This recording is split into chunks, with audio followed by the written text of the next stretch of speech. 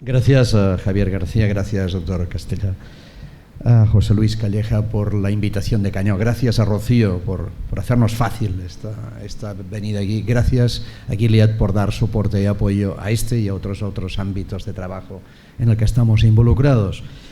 Es un placer estar aquí en el Escorial porque representa siempre un punto de partida inicial antes del verano que uno agradece especialmente, y además el entorno permite hacer una reflexión en voz alta que siempre nos viene bien a todas y a todos. Voy a intentar... ¿Se oye bien o resuena? Se oye bien, perfecto, gracias. Voy a intentar en estos 15 minutos que me han dejado, si funciona. Correcto. Antes lo decía Julia, la directora del Plan Nacional de SIDA, VIH en España, y lo decía que uno de los elementos importantes era la integración. Nosotros también en Cataluña, como veis, integramos estas distintas infecciones por el VIH, las ITS, las hepatitis víricas en un mismo programa hace ya un tiempo. Lo trabajábamos desde el 15, pero la aprobación oficial tuvo el 17 y por tanto ha sido un instrumento que nos ha permitido avanzar de forma espectacular. Como decía el coordinador antes de la mesa, disponemos de un plan que empezamos a trabajar consensuadamente con todo el mundo, porque fue un trabajo inmenso, de prácticamente un año, intentando consolidar y consensuar con todos los agentes implicados desde todos los ámbitos, con una perspectiva clara, que era la perspectiva de salud pública y que evidentemente no voy a explicar aquí, pero que fue luego aprobado por el Gobierno. Y este plan coincide con muchos planes, como decía antes Federico, por ejemplo, en la importancia fundamental en hacer el test and treat, en el linkar el tratamiento y en simplificar procesos. Y claro, hoy me toca hablar de una sola población, pero no puedo renunciar en una mesa de población vulnerables a explicarles un poco también cómo está nuestro plan en relación con cada una de estas poblaciones vulnerables. Nosotros también hemos introducido la población psiquiátrica, los hombres que hacen sexo con otros hombres, los usuarios de drogas por vía parenteral, que luego Beatriz comentará, y que para nosotros es una prioridad absoluta, porque donde está la máxima prevalencia y la máxima incidencia, y donde va a haber el nicho más importante de usuarios a tratar en los próximos años. Las personas coinfectadas con el VIH, estas están normalmente muy bien tratadas y seguidas.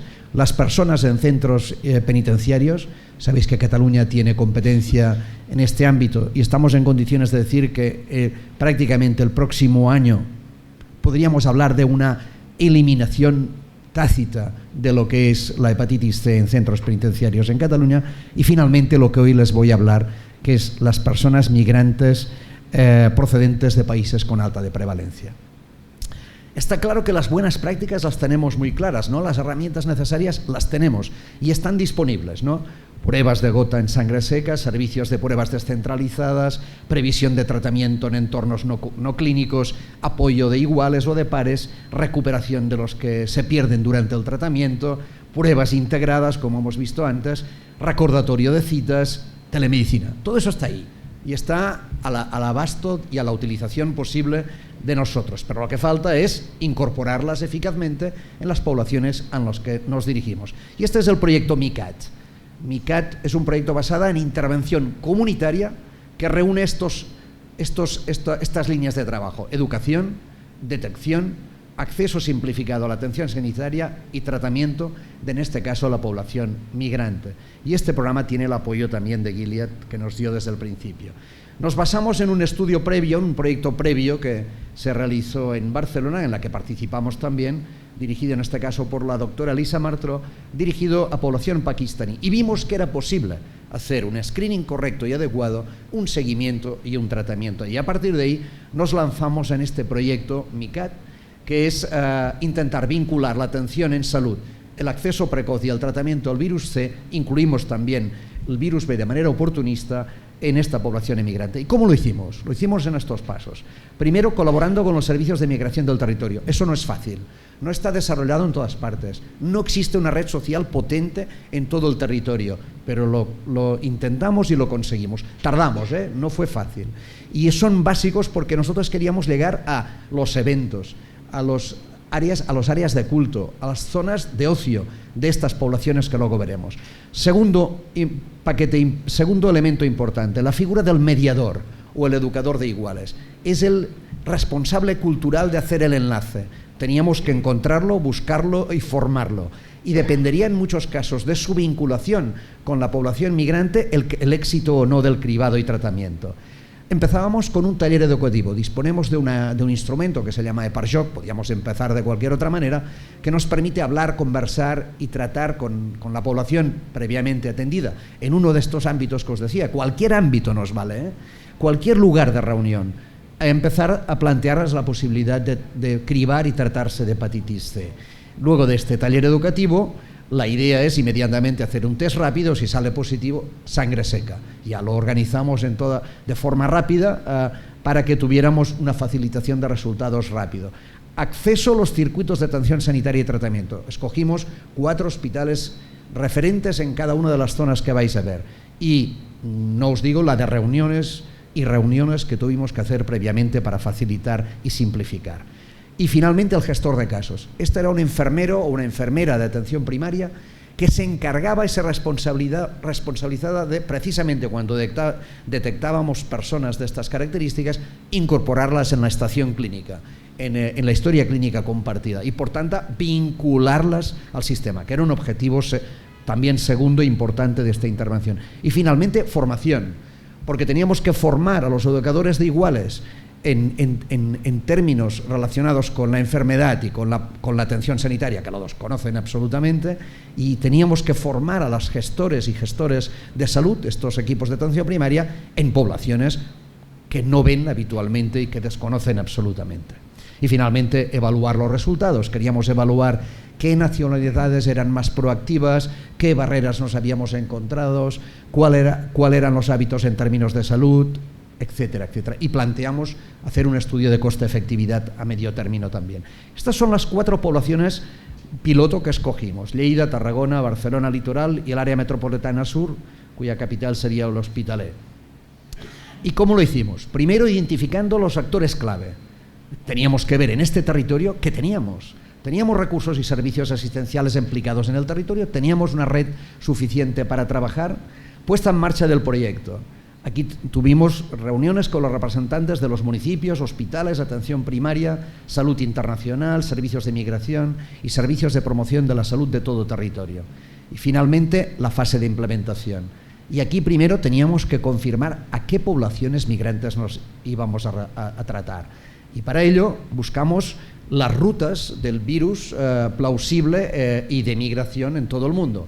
Y a partir de estos datos, y con el estudio de Alarcón y Linares, que facilitaba 4 rankings de poblaciones con prevalencias superiores al 5, al 4, al 3 o al 2%, que las tenéis a la derecha, mirábamos también un segundo elemento. Y de ahí incorporamos este criterio. Por un lado, el criterio de concentración, es decir, poblaciones que tuvieran más de 1.000 personas de países con prevalencias superiores al 3%, un criterio, o bien poblaciones que no las tuvieran, pero sin embargo, aunque fueran inferiores a 1.000, la prevalencia del país de origen fuera superior. Con estos criterios de inclusión, mayores de 18 años, evidentemente, personas que lleven más de 3 meses en Cataluña, empezamos el proyecto. Ven en esta descripción de casos que en amarillo están las poblaciones que escogimos, porque en azul verán ustedes, por ejemplo, la población de procedente de Egipto, la prevalencia más elevada que hay, pero prácticamente no tenemos personas procedentes de este país en nuestro caso, al menos en Cataluña. Y a partir de ahí analizamos la confirmación de las poblaciones y hicimos el segundo criterio básico, que es qué redes comunitarias relacionadas, existentes o posibles vamos a tener de estas poblaciones que previamente hemos elegido. Y de ahí salió una segunda fase. Y finalmente, toda la coordinación con todo el ámbito, con múltiples reuniones y trabajos para el reclutamiento de profesionales e intervenciones en el territorio, y empezamos el trabajo de campo. No hace falta decir que empezamos el trabajo de campo final en octubre del 21, pero que llevaba más de un año trabajándose con intensidad y con la pandemia en medio. Y en todo caso, estas fueron las poblaciones elegidas.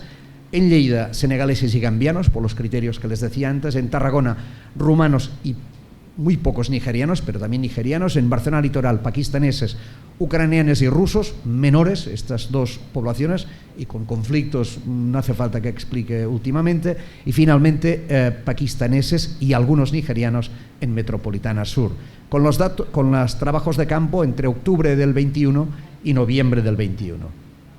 Estas son algunas imágenes para que vean ustedes que le hemos puesto imaginación, ganas, pasión, ilusión, esfuerzo, porque hemos ido a todos los lugares. No nos conformábamos con los lugares de congregación religiosa, sino que íbamos a tiendas, como ven ustedes, íbamos a iglesias, íbamos a mezquitas, íbamos a encuentros, íbamos a casas particulares para reclutar, porque no era fácil. No es lo mismo que tú hagas un reclutamiento en un lugar donde tú habitualmente trabajas con esta población, que localices 4 poblaciones territoriales, en este caso Lérida, Tarragona, Barcelona y 2 de Barcelona, y vayas allí y mires qué poblaciones tienen y las vayas a reclutar. Es un trabajo activo muy distinto. Por tanto, fiestas, asociaciones. Esta, por ejemplo, son las intervenciones con Pakistán. Ahí tuvimos el soporte extraordinario del consulado de Pakistán, que terminamos francamente muy amigos con el cónsul de Pakistán en Barcelona. Nos facilitó mucho la vida, y también gremios. Por ejemplo, el gremio de taxistas en Barcelona de Pakistán es muy importante. Pues ahí hicimos una penetración extraordinaria y pudimos trabajar también en distintos ámbitos. Y ahí ven la práctica cotidiana, el ejemplo práctico, cómo se acerca todo el sistema y se centra en el potencial usuario, ¿no? Y estos son los resultados por cada territorio, que no explicaré porque son distintos, las distintas intervenciones, las personas reclutadas, pero sí les diré el resultado final hasta hoy. Son 149 intervenciones, parecen pocas, pero son muchísimas intervenciones. Se han reclutado 1.500 personas. Reclutadas significa que hemos hablado con ellas o con ellos, que hemos incidido en la necesidad, en la propuesta, hemos hecho este taller educativo, y de ellas, fijaros, 1.449 se han cribado, que son el 96%. Nos han dado 48 positivas de anticuerpos, que es el 3,3%, y 17 virémicas de hepatitis C, que es el 1,1% de los cribados. Y indirectamente hemos también detectado 41 positivos a antígeno de superficie hepatitis B. Esto, además, se complementa, este proyecto, con otro que estamos desarrollando, con Elisa Martó y con Chef Lazarus también, que es el BC Link, que incorpora la hepatitis B también en el proyecto, también en este caso en población de Senegal, Rumanía y Pakistán. Y concluyo, en tiempo y forma creo, ¿no, Javier? La idea del proyecto, más allá de los resultados, muy importante lo que os voy a decir, más allá de los resultados, nos permite validar una estrategia comunitaria para la microeliminación del virus C en población migrante. Hemos incorporado el B e incluso en su momento incorporamos el COVID en plena fase, pero luego ya decayó, y un modelo de simplificación de diagnóstico y acceso al tratamiento.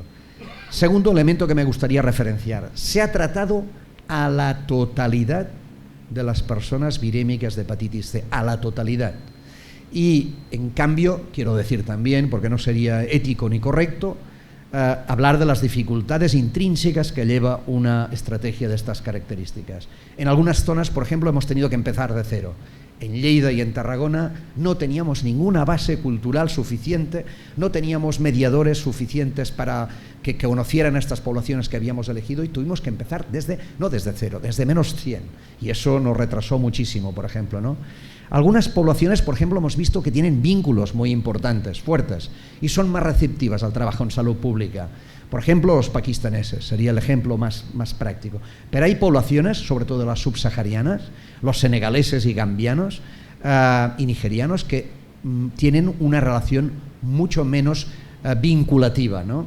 Algunas poblaciones incluso presentan barreras más importantes que las culturales y las idiomáticas, y recelos incluso con el sistema sanitario. Y eso lo hemos encontrado, por ejemplo, con Rusia, con los rusos y los ucraneses, por ejemplo, en Barcelona. El proyecto necesita una dedicación, un esfuerzo y un interés extraordinario para mantenerlo vivo, y recursos para reclutar todo lo que habéis visto, que es la punta del iceberg, para llegar a la población destinataria. Y en algunas zonas hemos tenido que rediseñar in situ estrategias casi en tiempo real.